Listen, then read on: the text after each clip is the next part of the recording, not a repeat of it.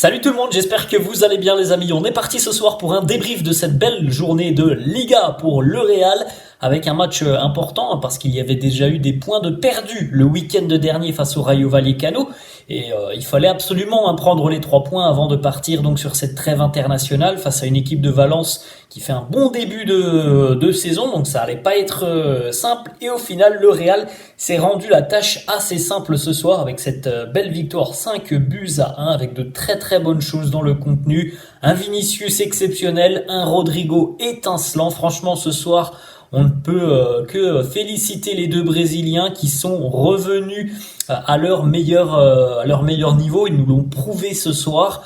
En milieu de semaine, il y avait déjà pas mal de choses positives face à Braga. Bien ce soir, c'est un très très très gros match de la part des deux Brésiliens. Alors, on n'a pas eu de Bellingham en milieu de semaine, on n'a pas eu de Bellingham ce soir, et on retrouve un Vini et un Rodrigo exceptionnels. Franchement, ils ont sorti un très très gros match. Les deux Brésiliens qui ont fait énormément de différences, qui sont buteurs. Ils ont inscrit tous deux un doublé. En plus de ça, Rodrigo c'est un doublé plus 2 passes D ce soir, donc énorme. Vinicius c'est un doublé. Il y a eu l'ouverture du score magnifique aussi de Dani Carvajal, et ça aussi c'est quelque chose de très important parce que ça a permis au Real de se faciliter la tâche avec cette ouverture du score dès le début de la rencontre. On a souvent tendance à voir les merengues courir après le résultat depuis le début de saison.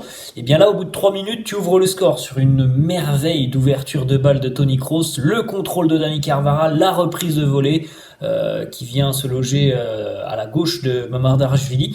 Et puis par la suite, Valence a eu des situations hyper intéressantes. En première période, il y a eu 2 situations très très chaudes. Pour Hugo Duro, qui finira par marquer d'ailleurs à la 88e, et c'est plutôt mérité pour lui, tant il a beaucoup pesé et fait beaucoup de mal à la charnière du Real. Il a eu 2 situations en première période qui ont été vraiment énormes, et il y a eu 2 arrêts importantissimes d'André Lunin alors qu'on en était toujours à 1-0, puisque le Real a marqué son deuxième but juste avant la mi-temps, à la 42e, et le Real a complètement plié la rencontre en tout début de deuxième mi-temps, puisqu'à la 49e il y avait 3-0, 50e il y avait 4-0, donc le match était plié. 84e le but pour Rodrigo. On a franchement vu des séquences offensivement très très intéressantes, des échanges vraiment aussi magnifiques entre Vini et Rodrigo. Donc ça fait plaisir de les voir faire autant de différences depuis le début de saison. Ça n'a pas toujours été simple. Encore plus pour Rodrigo, ça a parfois été très compliqué pour Rodrigo, qui manquait cruellement de repères, d'efficacité. Là, ça va beaucoup mieux pour lui et on est tous ravis. On regarde, les amis, la timeline de la rencontre avec le bon début de match, vous pouvez le constater, de la part des merengues, qui ont très rapidement mené 1-0. Il y aurait même pu avoir 2-0 au bout d'une dizaine de minutes, alors que le coup franc de Toni Kroos avait heurté la barre transversale. Et puis par la suite, la charnière qui, comme d'habitude, est un petit peu hésitante, n'est pas toujours au marquage, surtout sur les ballons aériens. Parfois, il y a 1 ou 2 mètres de retard. Et Hugo Duro qui est là, qui est présent, qui pèse dans la surface de réparation et qui, sans un grand André Lunin, aurait certainement égalisé en première période, puisqu'il a 2 situations qui sont vraiment des situations où il y a un expected goal qui est très important pour lui. On regardera les expected goals dans quelques instants, mais voilà, il y a 2 situations énormes, des frappes quasiment à bout portant, et puis un face à face avec Lunin où il lui tire dessus, mais il y a eu encore une fois défensivement et surtout des erreurs de marquage. On est un petit peu trop loin du marquage, on est un petit peu trop naïf parfois chez David Alaba. Pourtant il est très expérimenté, et c'est ça, je pense, vraiment le reproche que l'on peut faire ce soir au merengue, c'est que au niveau de la charnière, Alaba et Nacho ont parfois été vraiment un petit peu trop laxistes. Il y a eu aussi un coup franc, me semble-t-il, en première mi-temps où il y a eu une tête. Je crois que c'est encore Hugo Duro. Il a juste à pousser le ballon, il va juste l'effleurer. Il était tout seul, personne n'est allé au marquage. Et voilà, ça a été important de mener 1-0 dans cette rencontre, mais par la suite, pendant une bonne demi-heure, il y a quand même eu des situations très très chaudes sur le but d'André Lunin. Heureusement, il y a ce deuxième but juste avant la mi-temps qui fait beaucoup de bien au merengue, qui permet de repartir en seconde mi-temps en ayant déjà mis un gros coup de massue sur la tête des Valencians qui n'ont quasiment pas existé de la seconde mi-temps, si ce n'est bon, le but en fin de match d'Hugo Douro. On regarde donc les amis les stats de la rencontre, 56% de possession pour le Real, 44% pour les Valencians. Et regardez les expected goals, là aussi ça c'est quelque chose d'important. 1,81 côté Real, on marque 5 buts, donc c'est quelque chose d'incroyable, hein, parce qu'il y a vraiment des buts ce soir qui sont pas simples côté merengue. Le but de Carvajal, le premier, alors c'est un bijou, hein, mais c'est pas simple, hein, je crois que ça a même pas 5% de chance de finir au fond. Il y a eu le but, me semble-t-il aussi, de Vinicius qui termine au fond, mais il y a, je crois que c'est 4%, ils l'ont montré à la télé, hein, de chance de terminer au fond.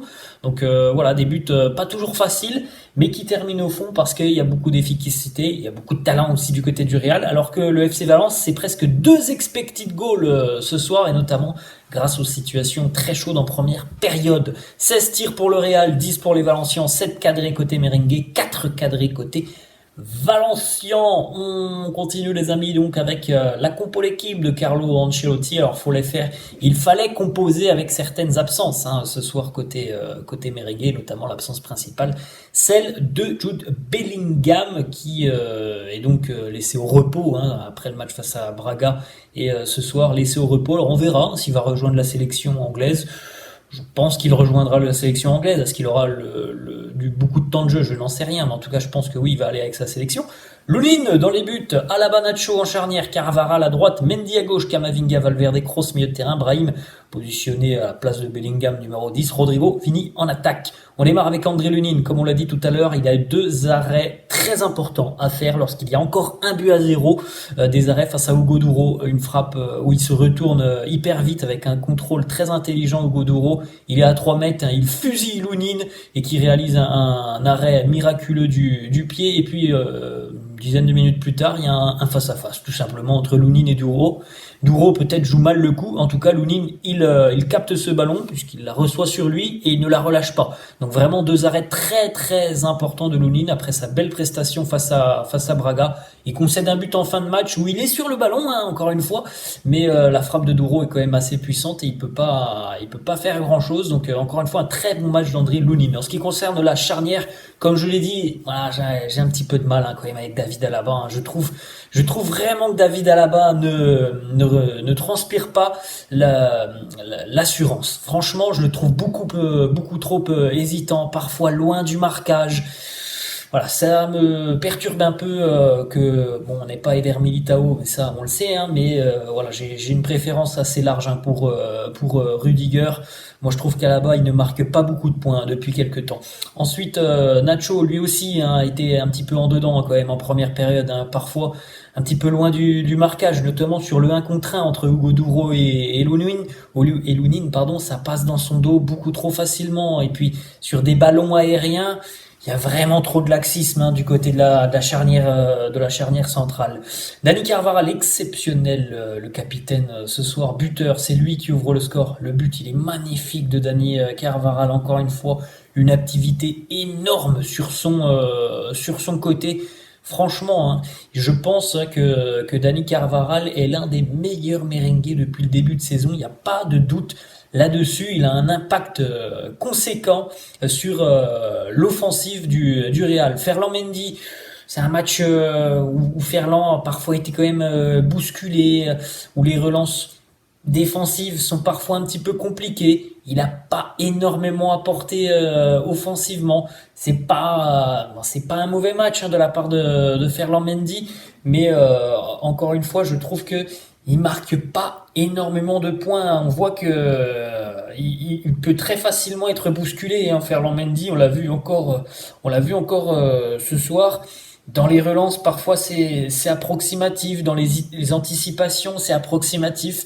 C'est pas un très grand match de Ferland Mendy, mais le problème, c'est qu'à ce poste de latéral gauche, personne n'arrive à prendre une place de titulaire indiscutable, hein. Ni Mendy, ni Fran Garcia. Bon, là-bas, il veut plus jouer là, on le sait. Celui qui arrive, en général, à nous sortir des bonnes prestations, en général, c'est Eduardo Camavinga. Camavinga, au milieu de terrain, d'ailleurs, il a été rayonnant. Encore une fois, une énorme activité. Il a gagné un nombre de duels incalculable au milieu de terrain, une justesse aussi dans son jeu, dans ses prises de décision. il est vraiment d'une régularité assez folle parce qu'il a énormément progressé depuis un an. Un super match d'Eduardo Camavinga. Valverde a énormément travaillé. On l'a peut-être un petit peu moins vu que les autres, évidemment, balle au pied, c'est souvent le cas, mais encore une fois, beaucoup de compensation sur le côté avec Dani Carvajal et quelques perforations. Il y a eu 2-3 perforations balle au pied de Fede, mais encore une fois, un gros boulot, une grosse débauche d'énergie défensive. Et ça fait beaucoup de bien d'avoir ce profil de joueur. Toni Kroos, très très juste, hein, Toni Kroos ce soir. C'est lui qui ouvre le compteur pour Dani Carvajal hein, avec cette ouverture lumineuse. Il a vraiment trouvé des lignes de passe très intéressantes comme à son habitude. Je crois qu'il a 2 ou 3 passes clés hein, sur cette rencontre Toni Kroos avec une justesse évidemment dans les transmissions quasi infaillible. Brahim Diaz a été assez remuant ce soir. On aurait aimé peut-être hein, qu'il puisse marqué. C'est dommage, mais en tout cas, il a été remuant. On l'a vu aussi beaucoup combiné avec les deux attaquants. Donc voilà, je pense que c'est un super match. Peut-être pas, mais c'est un bon match pour Brahim. Et on va terminer avec les deux attaquants, Vini et Rodrigo. Donc on l'a dit, Vinicius, auteur d'un doublé, avec notamment le deuxième but de Vini, hein, qui très joli, je trouve. Le premier aussi, bon, c'est de la poitrine, il plonge pour mettre un but de la poitrine assez particulier. Le deuxième, je le trouve très joli hein, dans sa prise de balle, dans le fait de tirer au premier poteau, c'est très intelligent, c'est juste ce qu'il fait. Et il a beaucoup provoqué aujourd'hui, il a beaucoup réussi aussi, c'est très important de le dire. Je trouve que voilà, il en a pas trop rajouté. Il y a eu un moment où quand il y a eu 4-0, il a commencé à jongler sur le côté. J'ai vu tout de suite Carlo lui dire voilà, tu arrêtes, tu restes dans ton match et je trouve qu'il il est resté dans son match, pas comme la semaine dernière par exemple, et ça fait du bien quand il est comme ça. Et Rodrigo, 2 buts, 2 passes D pour Rodrigo ce soir. Les 2 passes D d'ailleurs sont les 2 passes pour Vinicius et il est auteur d'un doublé, ça va lui faire je pense énormément de bien après avoir déjà marqué en milieu de semaine. On l'a vu très actif. Lui aussi a gagné énormément de ses 1 contre 1, de ses duels. Les 2 passes D, donc voilà, des passes très importantes. Les 2 buts, il a retrouvé l'efficacité offensive. Donc voilà, ça fait beaucoup de bien hein, pour les 2 attaquants brésiliens. Donc dans l'ensemble, un très bon match. Même si, voilà, s'il faut trouver un petit bémol, c'est que la charnière m'a paru parfois un petit peu trop light. Voilà les amis, la fin de cette vidéo, j'espère que ça vous a plu. N'hésitez pas comme d'hab à lâcher un petit pouce bleu, n'hésitez pas non plus à vous abonner à la chaîne. Je vous laisse, je vous dis à la prochaine. Ciao.